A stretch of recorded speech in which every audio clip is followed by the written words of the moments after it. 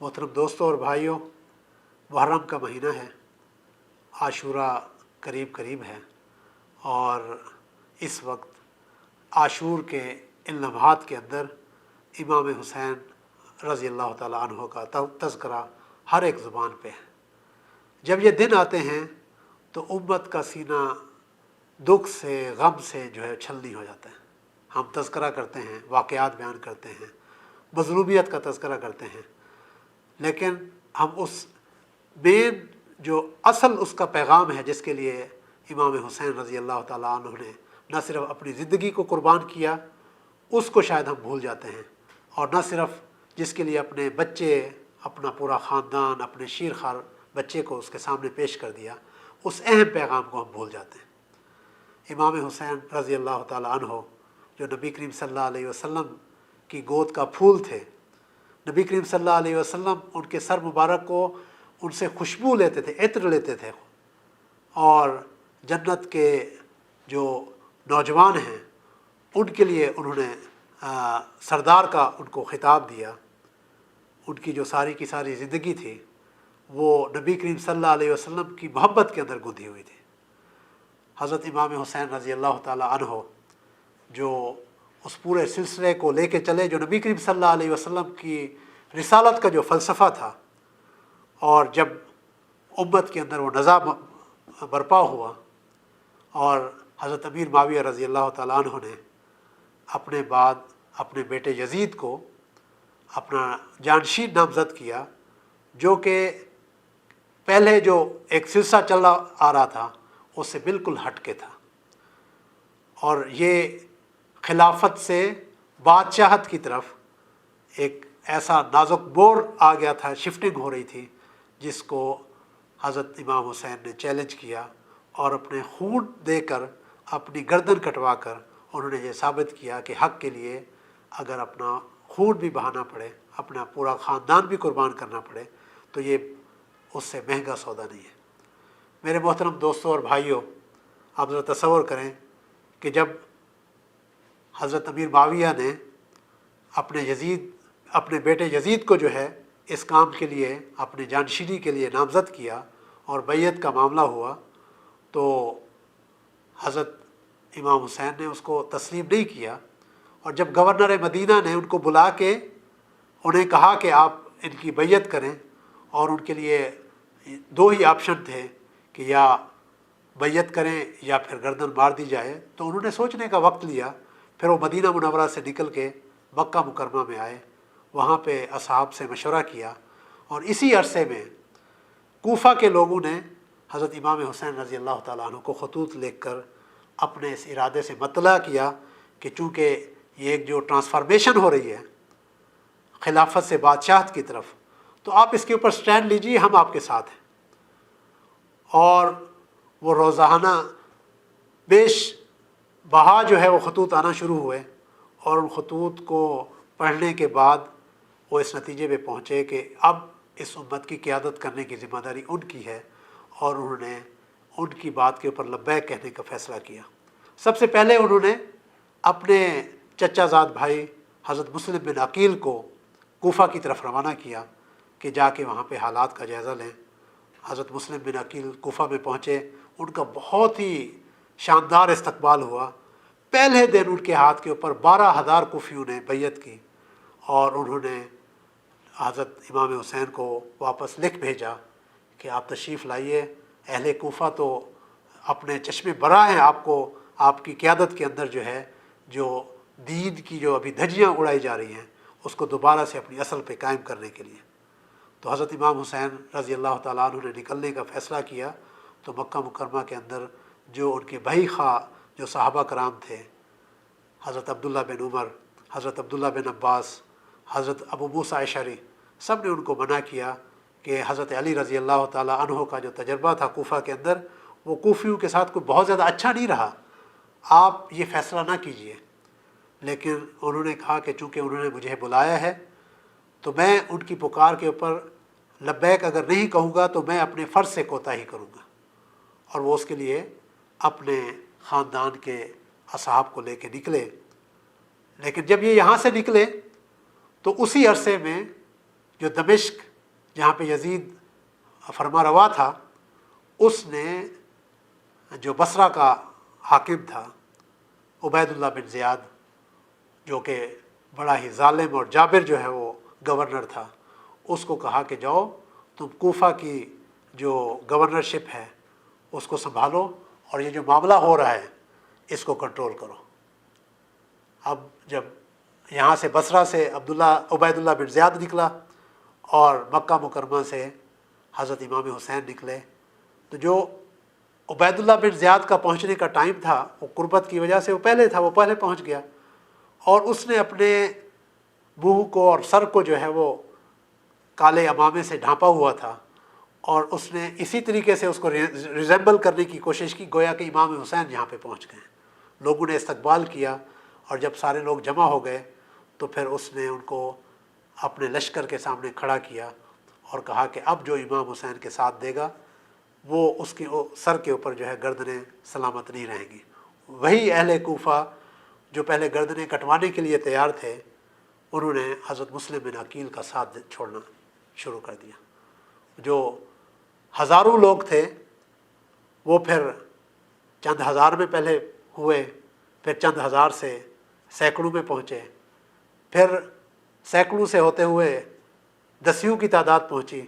اور بالآخر مسلم بن عقیل اکیلے رہ گئے، اور ان کا پورے کوفہ کے اندر ساتھ دینے والا کوئی نہ بچا۔ اور بالآخر انہوں نے ایک بوڑھی خاتون کے ہاں پناہ لی، اور کسی نہ کسی طریقے سے حضرت امام حسین رضی اللہ تعالیٰ عنہ کے نام وہ خط بھیجا کہ جو حالات میں نے آپ کو بیان کیے تھے وہ حالات کچھ اور تھے، اب اہل کوفہ بدل چکے ہیں، اب آپ اپنا ارادہ بدل دیجیے۔ اور اس کے بعد حضرت مسلم بن عقیل کو بڑی بے دردی سے جو ہے وہ شہید کر دیا گیا، تاکہ اہل کوفہ کے سامنے اور حضرت امام حسین کا ساتھ دینے والوں کے لیے ایک ایسی مثال قائم ہو جائے کہ کسی کے اندر جرأت نہ ہو، اور سارے کے سارے دبک کے بیٹھ گئے۔ اب جب امام حسین رضی اللہ تعالیٰ عنہ ادھر سے رستے میں تھے تو انہوں نے ایک قاصد بھیجا تاکہ دوبارہ سے حالات معلوم کریں، تو وہ قاصد واپس پلٹ کے نہیں آیا۔ پھر دوسرا قاصد بھیجا، اور اس قاصد کو عراق سے پہلے، کربلا سے پہلے ایک مشہور شاعر فرستق سے ملاقات ہوئی، تو اس نے پوچھا کہ کیا حالات ہیں؟ فرستق نے کہا کہ اہل کوفہ کے دل امام حسین کے ساتھ ہیں، یہ مشہور فقرہ وہیں سے جو ہے نا یہ ہوا، لیکن ان کی تلواریں یزید اور عبید اللہ بن زیاد کے ساتھ ہیں۔ یعنی اب ذرا تصور کیجئے، ہم ان سارے حالات کو، موجودہ حالات کے اوپر اس وقت ہم بھی دیکھیں کہ یہاں پہ بھی کرب و بلا یہاں پہ جو ہے وہ برپا ہے، اس وقت کیا کیفیت ہے، دل کس کے ساتھ ہیں اور تلواریں کس کے ساتھ ہیں۔ میرے محترم دوستوں اور بھائیوں، اب وہ قاصد واپس پلٹ کے آیا اور حضرت امام حسین رضی اللہ تعالیٰ عنہ کو حالات و واقعات سنائے کہ حضرت مسلم بن عقیل شہید کر دیے گئے ہیں، آپ کے لیے سب سے مناسب رستہ یہی ہے کہ آپ واپس چلے جائیں۔ تو یہ سارا معاملہ حضرت امام حسین نے اپنے ہمراہی ساتھیوں کے سامنے رکھا، تو جو مسلم بن عقیل رضی اللہ تعالیٰ عنہ کے جو بچے تھے وہ جذبات میں آ گئے، انہوں نے کہا ہمارے والد تو شہید ہو گئے، ہم تو ان کے خون کا بدلہ لیے بغیر واپس نہیں پلٹیں گے، ہم تو جائیں گے یا ان کا بدلہ لیں گے یا خود شہید ہو جائیں گے۔ اب یہ کیفیت ہوئی تو امام حسین رضی اللہ تعالیٰ عنہ نے اپنے باقی جو اصحاب تھے انہیں کہا کہ اب آپ کے اوپر ہے، ہم تو آگے جائیں گے،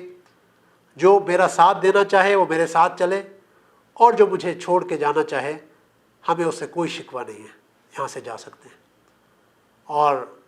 حضرت امام حسین رضی اللہ تعالیٰ عنہ کے پاس صرف 72 کے قریب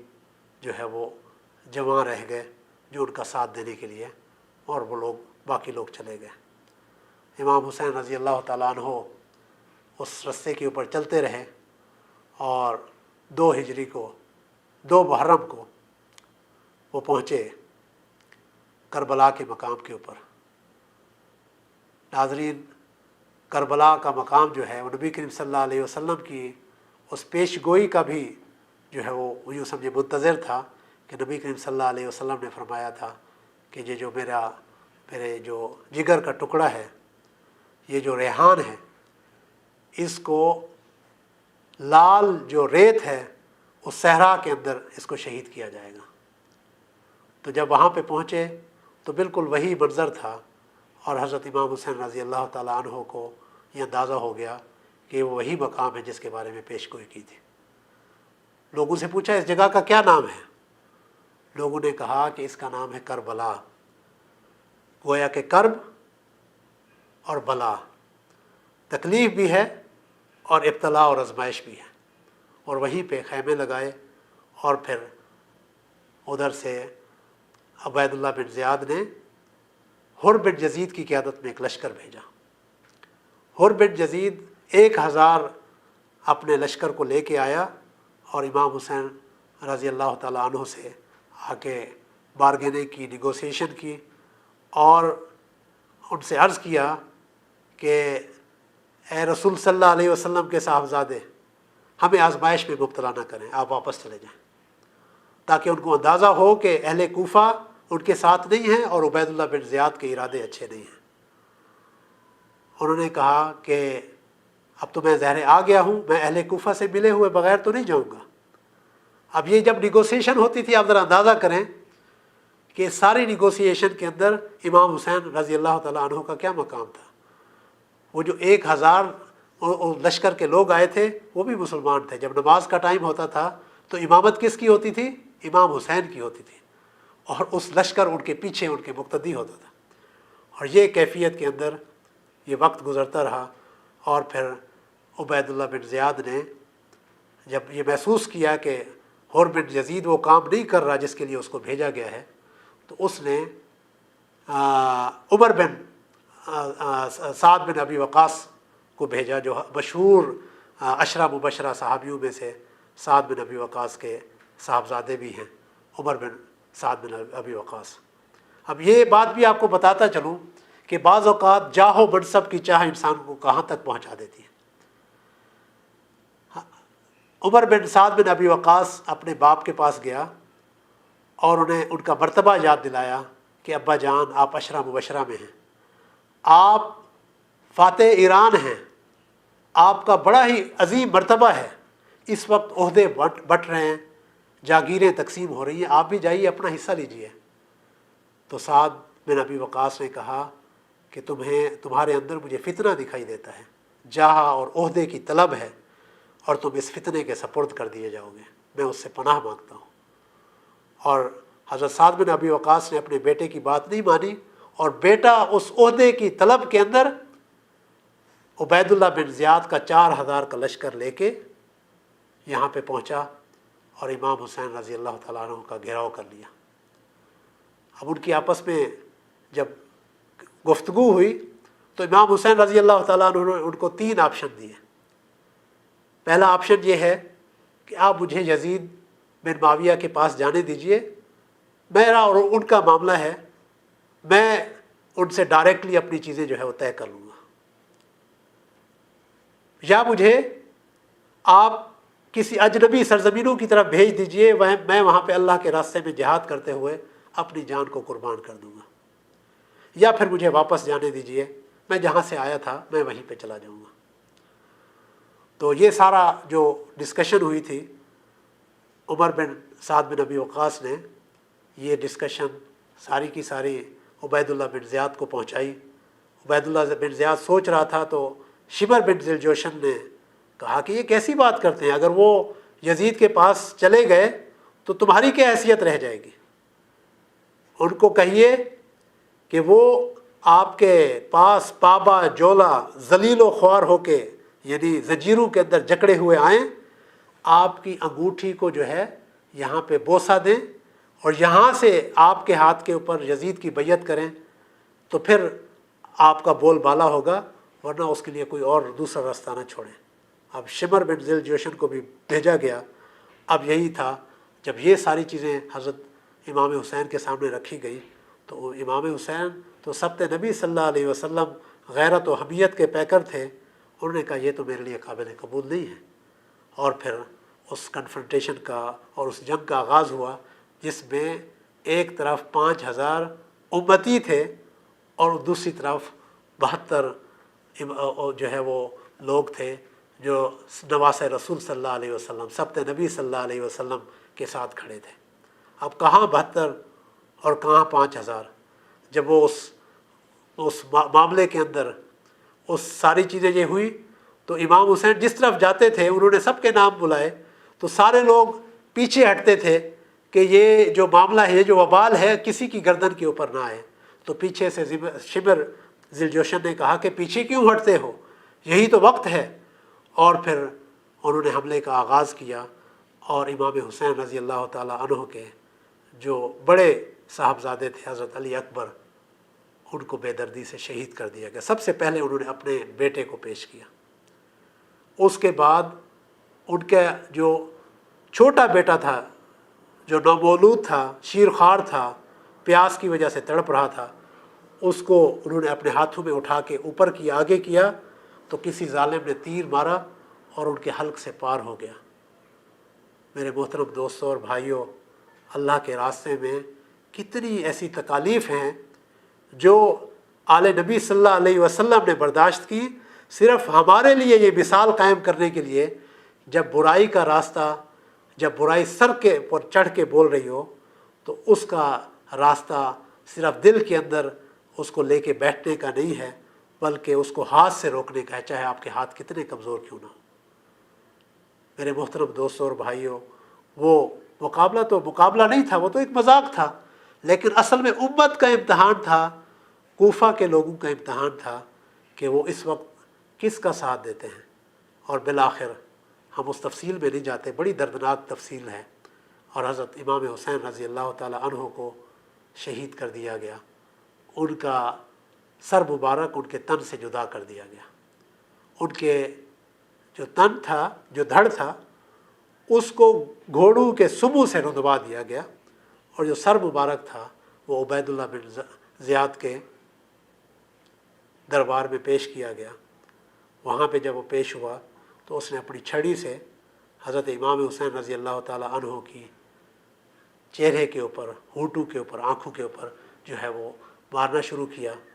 اور کہنا شروع کیا کہ تم نے بغاوت کی۔ تو حضرت انس بن مالک وہاں پہ موجود تھے، تڑپ اٹھے اور کہنے لگے کہ ظالم، میں نے اپنی آنکھوں سے دیکھا ہے کہ نبی کریم صلی اللہ علیہ وسلم انہی آنکھوں کے اوپر، انہی ہونٹوں کے اوپر جو ہے وہ بوسہ دیتے تھے، تمہیں شرم نہیں آتی کہ تم یہ کام کر رہے ہو؟ اور ہر ظالم کا جو بدلہ ہے دوسرے ظالم کے اوپر ہوتا ہے۔ آپ کو بتائیں عبید اللہ بن زیاد کو دوسرے ظالم کے ہاتھوں، یعنی 10 محرم کو یہ شہادت ہوئی، 1 سال کے بعد، ٹھیک 1 سال کے بعد ایک اور ظالم نے، مختار ثقفی نے، بالکل اسی طریقے سے سر اس کا تن سے جدا کر دیا، اور اس کے چہرے کے اوپر اسی طریقے سے چھڑیوں کے وار کیے جس طرح سے وہ مظلوم امام حسین رضی اللہ تعالیٰ عنہ کے چہرے کے اوپر وار کر رہا تھا۔ اب یہ سارا واقعہ آپ کے سامنے پیش کرنے کا جو مقصد ہے وہ یہ ہے کہ جب امت دو راہے کے اوپر ٹھہری ہوئی تھی، جب خلافت کا خاتمہ کر کے وراثت اور ملوکیت اور بادشاہت کا راستہ چنا جا رہا تھا، اس وقت خانوادہ رسول صلی اللہ علیہ وسلم نے اپنے سب سے بہترین شخصیت کو پیش کیا، اور انہوں نے اپنے خون کا نذرانہ دے کے ہمارے سامنے ایک مثال قائم کی کہ جب اس طرح کا کرب و بلا قائم ہوگا تو اس کے لیے تمہارے اوپر کھڑا ہونا فرض ہے، تاکہ کسی کو یہ جواز نہ ملے کہ جب یہ سارا کچھ ہو رہا تھا تو کوئی اس کے مقابلے میں کھڑا نہیں ہوا۔ آج ہمیں امام حسین رضی اللہ تعالیٰ عنہ، ان کے بارے میں جو ہے بہت ساری چیزیں جو ہے نا یہ کرتے ہیں، ہم آہ و بکا کرتے ہیں، ان کے سواری کی جو ہے وہ نشانیاں بناتے ہیں، ہم اپنے کپڑوں کے لباس بناتے ہیں، ہم اپنے چھوٹے شیرخوار بچوں کو ان کی ریزمبلنس دیتے ہیں۔ یہ کیسی ریزمبلنس ہے کہ انہوں نے تو جام شہادت نوش کیا، ہم صرف محرم کے چند دن ان کی یاد میں گزاریں اور اپنی باقی پورا کا پورا سال یزید اور وقت کے یزیدوں کی جو ہے پیروکاری کریں۔ اس وقت آپ کو کرب و بلا فلسطین میں ملتی ہے اور غزہ میں ملتی ہے۔ اس وقت وہ لوگ جو اس آزمائش کی گھڑی میں امام حسین کے نقش قدم پہ چل رہے ہیں، وہ میرے لیے اور آپ کے لیے بالکل اسی طرح امتحان کا باعث ہیں جس طرح کوفہ کے لوگوں کے لیے امام حسین آزمائش کا باعث بنے تھے۔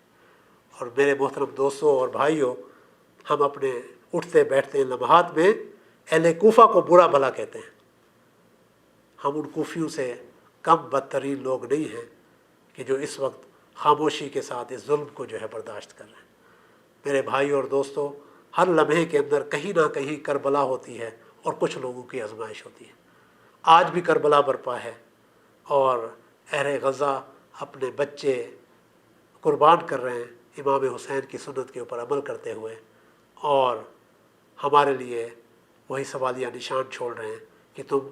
امام حسین کے ساتھ ہو یا یزید کے ساتھ ہو۔ اللہ تعالیٰ سے دعا ہے کہ اللہ تعالیٰ ہمیں امام حسین کا ساتھی بنائے اور حق کے اوپر کھڑا ہونے والا اور شہادت حق کی گواہی دینے والا بنائے۔ سبحان ربک رب العزت عما یصفون وسلام علی المرسلین والحمد للہ رب العالمین۔